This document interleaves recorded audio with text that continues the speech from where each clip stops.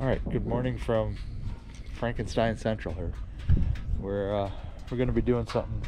We're going to be tuning up a drive, and we're going to get some measurements off a rack for a Jackson Big Rig. So if you want to build one of those, a friend of mine's getting ready to modify his.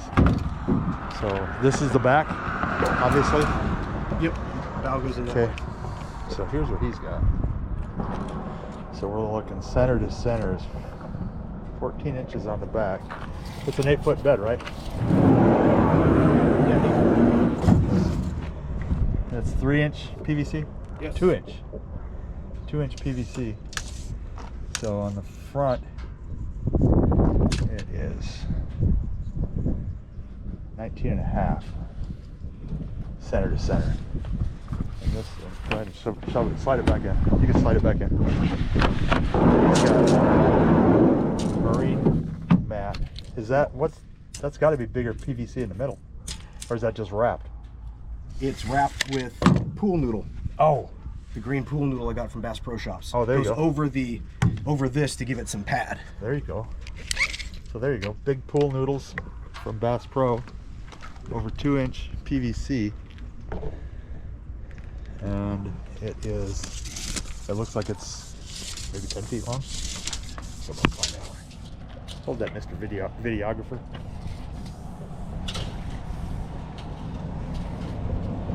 It is 10 feet 4 inches long, and your big rig is 10 foot 3. So, there you go. That's a good one. That's going to be helpful for our friend. All right, on to the drive tune-up here. Full disclosure. If you don't know what you're doing, don't do this. It's very easy to mess it up. It's also very easy to do if you have any kind of mechanical aptitude and some basic tools. Okay, this right here, this is a crank arm puller. If you just decide you're going to smack the pedals off, you're going to end up with what I call donkey tracks. Words of experience. I did this before. This is for a native. Oh, this is an older propel pedal. But yeah, this is why I have a crank puller. Okay, so should this go wrong, there's a brand new drive sitting right there. Tell that to everybody. It's never gone wrong. Not worried about it. Okay, so we're gonna pull the pedals off. Actually, I think we only have to pull the one pedal off from. Don't you just have to pull the crank arm off at the side? Yeah, you have to pull the crank arm off, but this one, and you can get this housing off, but you can get this housing off without pulling this crank arm. So we're gonna pull this crank arm off with the correct tool. This is an 8mm Allen. I have several. There it is, 8mm Allen. I have several of them here. I have one right here too. But we're gonna pull this crank arm with the right tool, and we'll be right back. All right, we got her part. We're actually getting ready to go back together. But like I said, it's just a dust cover. There's the one side. There's the other side. You have to pull one pedal off, the one pedal that you can, because the other one looks like that. But there she is on the inside. It's a big belt, a tooth belt. You have a gearbox, and there's some bearings in here, and this is where you will adjust it. If your belt starts to slip or make weird noises, come in here, loosen that one, you loosen that one, and you tighten or loosen this. If you loosen it, you're going to have to rock the pedals back and forth to get this to slide up and down. Okay? But if you tighten it, you just loosen these up. If your belt's like really sloppy, which this one is not, loosen these two, and in moderation, tighten that. Tighten a little bit, roll the pedals, check, because if you over tighten this, you're going to smoke all your bearings, and that is your fault. So, you know, like I said, unless you are somewhat mechanically inclined, don't try this. If your drive's making weird noises and you think your drive's coming apart, the belt has probably shifted over here, and every time it goes around, these teeth are hitting this collar right here or right here.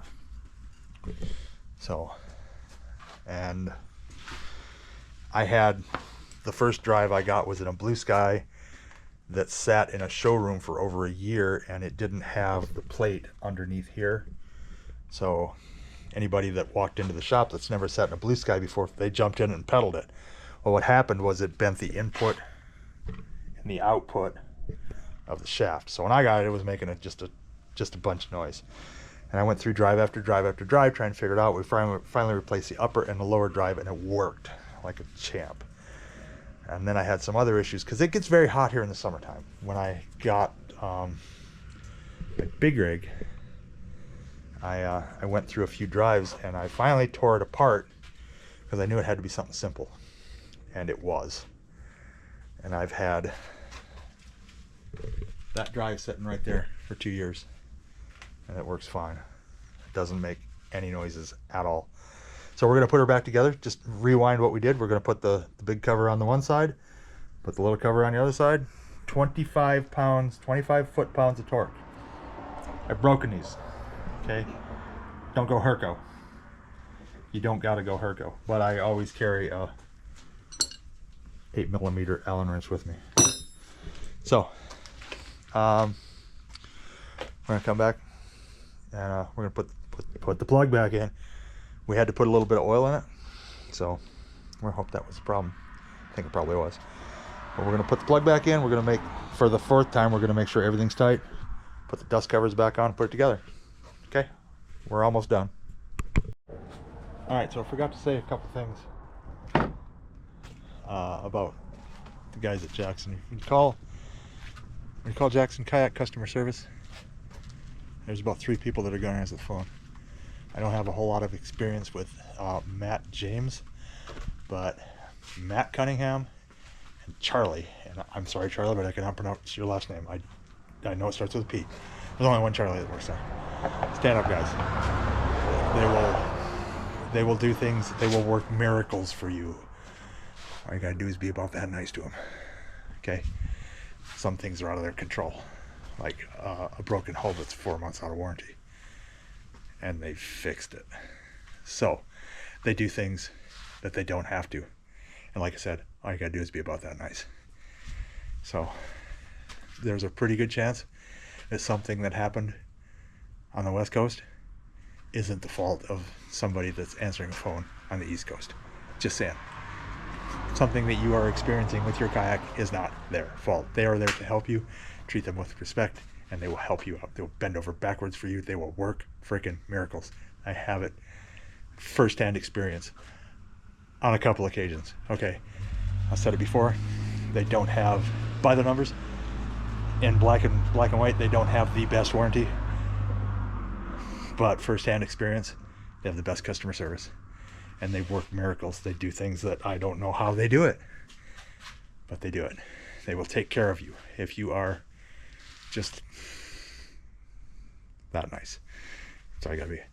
There you go. All right, that's outro's coming up next, so thanks for watching. All right, here should be, I'll put back together. All said.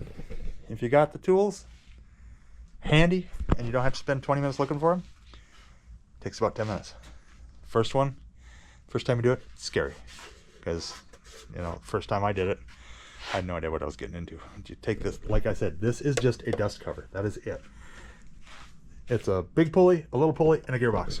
So